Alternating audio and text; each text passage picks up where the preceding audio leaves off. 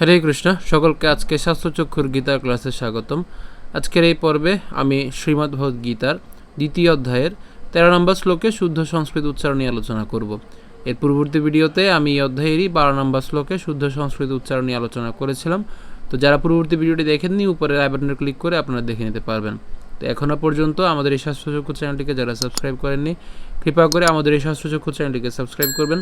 এবং ইতিমধ্যে আপনারা যারা আমাদের এই শাস্ত্রচক্ষু চ্যানেলটিকে সাবস্ক্রাইব করেছেন তাদেরকে অসংখ্য ধন্যবাদ।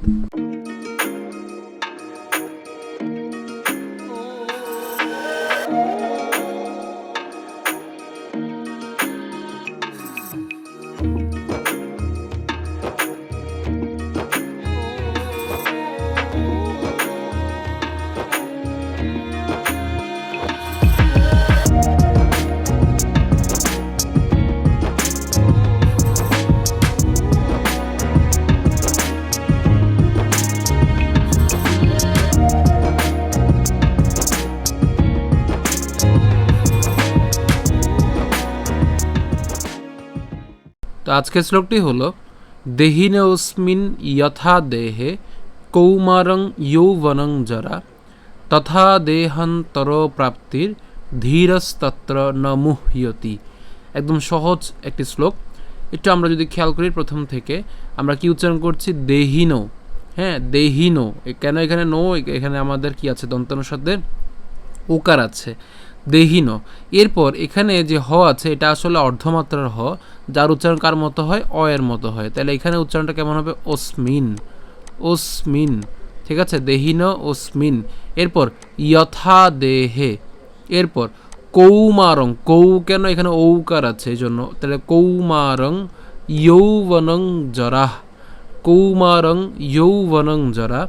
এরপর তথা দেহান, এখানে আমরা কি উচ্চারণ করছি? দেহান, অর্থাৎ হ আকার দন্তনা পর্যন্ত নিয়ে আসলাম, দেহান। এরপর তর প্রাপ্তির, তর প্রাপ্তির, এই যে প্রাপ, তর প্রাপ। এরপর হচ্ছে তীর, তর, আমরা হসন্ত পর্যন্ত উচ্চারণ করছি, তীর। হ্যাঁ, তর প্রাপ্তির।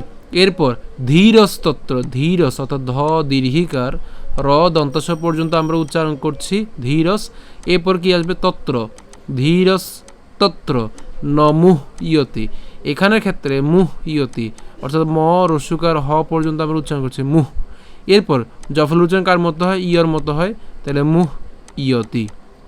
ঠিক আছে, একদম সহজ একটি শ্লোক। তাহলে আমরা যদি প্রথম থেকে উচ্চারণটা করি কেমন হবে?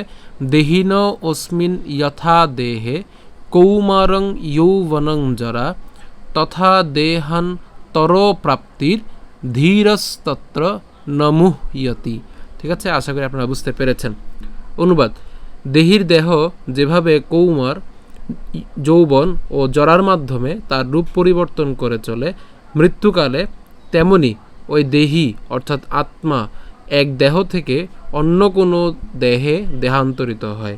স্থিতপ্রজ্ঞ পণ্ডিতেরা কখনো এই পরিবর্তনে মুহ্যমান হন না। তো আশা করি আপনারা আমাদের এই শ্লোকটি বুঝতে পেরেছেন। তা আপনাদের সুবিধার জন্য আমি এই শ্লোকটিকে একটু ভেঙে দিয়েছি। তো ভাঙা অংশটু পাঠ করে আপনাদের, আশা করি আপনাদের উচ্চারণটা আর একটু ক্লিয়ার হবে। তো একদম সহজ একটি শ্লোক এই শ্লোকটি। তাহলে আমরা যদি আবার একটু বলি তাহলে কেমন হবে? দেহিন ওস্মিন যথা দেহে কৌমারং যৌবনং জরা তথা দেহান তর প্রাপ্তির ধীরস্তত্র ন মুহ্যতি। একদম সহজ একটি শ্লোক। তো আমরা যদি শুরু করে উচ্চারণ করি তাহলে কেমন হবে? দেহিনোস্মিন যথা দেহে কৌমারং যৌবনং জরা তথা দেহান্তর প্রাপ্তির ধীরস্তত্র ন মুহ্যতি। আমি আবার বলছি, দেহিনোস্মিন যথা দেহে কৌমারং যৌবনং জরা তথা দেহান্তর প্রাপ্তির ধীরস্তত্র ন মুহ্যতি। তো আজকে ভিডিও পর্যন্ত। যদি ভিডিও ভালো লেগে থাকে অবশ্যই ভিডিওতে লাইক দিবেন, বেশি বেশি করে কমেন্ট এবং শেয়ার করবেন। তো এখনও পর্যন্ত আমাদের এই শাস্ত্রচক্ষু চ্যানেলটিকে যারা সাবস্ক্রাইব করেনি, কৃপা করে আমাদের এই শাস্ত্রচক্ষু চ্যানেলটিকে সাবস্ক্রাইব করবেন। এবং ইতিমধ্যে আপনারা যারা আমাদের এই শাস্ত্রচক্ষু চ্যানেলটিকে সাবস্ক্রাইব করেছেন তাদেরকে অসংখ্য ধন্যবাদ। ধন্যবাদ সকলকে। হরে কৃষ্ণ।